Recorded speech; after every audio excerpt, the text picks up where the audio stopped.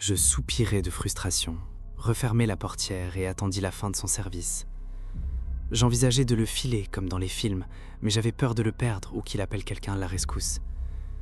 J'attendis donc qu'il regagne sa voiture après 6 heures de garde, en espérant qu'à cette distance les caméras ne nous verraient pas.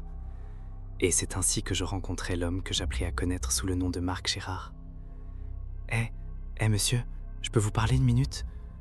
Il me tournait le dos et agita vaguement la main sans se retourner. « Désolé, je n'ai pas d'argent, bonne soirée. » Il se figea en jetant un coup d'œil derrière lui tout en parlant. « Mon Dieu, non, partez d'ici, jeune homme, on n'a pas le droit de se parler. » Je voyais qu'il avait peur, mais je ne pouvais pas risquer de le laisser partir, pas après tout ça. Je m'avançai et repoussai la portière qu'il essayait d'ouvrir. « Alors, vous savez qui je suis ?» J'essayais de ne pas paraître agressif, mais j'entendais ma propre colère dans ma voix. Il tira à nouveau sur la portière, mais je la tenais, et j'étais plus fort que lui. Après une seconde tentative plus faible, il se retourna, le visage crispé et épuisé. « Oui, je sais qui vous êtes. Vous travaillez ici comme moi, et je vous dis qu'on n'est pas censé se parler, on n'est pas censé se rencontrer, jamais. » Je fronçai les sourcils. Monsieur Renard ne m'a jamais dit ça. Il n'en a jamais fait une règle. L'homme secoua la tête. Monsieur Renard, ouais, il y a bien des règles qu'on ne vous dit pas. Je parie qu'on ne vous a pas dit non plus ce que vous alliez surveiller avant votre premier jour, hein? Comme je baissai simplement les yeux, il continua. Voilà, moi non plus. Ça fait 10 ans que je fais ce boulot. J'ai vu des gens arriver et partir, souvent parce qu'ils avaient enfreint une de ces règles jamais mentionnées.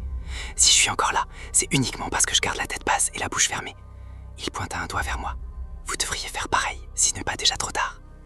Je sentis mon estomac se nouer de froid. Trop tard. L'homme se frotta le visage. Vous croyez vraiment qu'ils ne savent pas qu'on se parle en ce moment? Vous croyez qu'il se passe quoi que ce soit qu'ils ne savent pas? Il regarda en direction de l'immeuble, une expression de tristesse et de peur dans les yeux. Pour ce que j'en sais, vous venez peut-être de nous condamner tous les deux. Il secoua la tête et me repoussa pour ouvrir la portière. Quoi qu'il en soit, j'en ai assez risqué. Arrêtez de poser des questions et faites votre boulot, c'est bien plus sain. Sur ces mots, il monta dans sa voiture et ferma la portière. Cette fois, je ne cherchais pas à l'en empêcher. Même si j'avais déjà nourri ses craintes, me les entendre confirmer était paralysant. Quel était exactement mon plan? Il ne savait probablement pas grand-chose de plus que moi, et même s'il en savait davantage, qu'aurais-je pu faire de ces informations?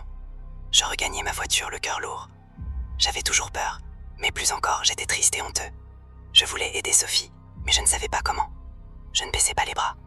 Mais en rentrant chez moi en voiture, je ne trouvais pas quoi faire ensuite. Ce n'était pas un film, je n'étais pas un héros. Et les seules idées qu'il me restaient étaient soit d'aller à la police, qui était peut-être aux mains de ceux pour qui je travaillais, soit d'essayer moi-même de réunir des preuves qu'elle était retenue prisonnière.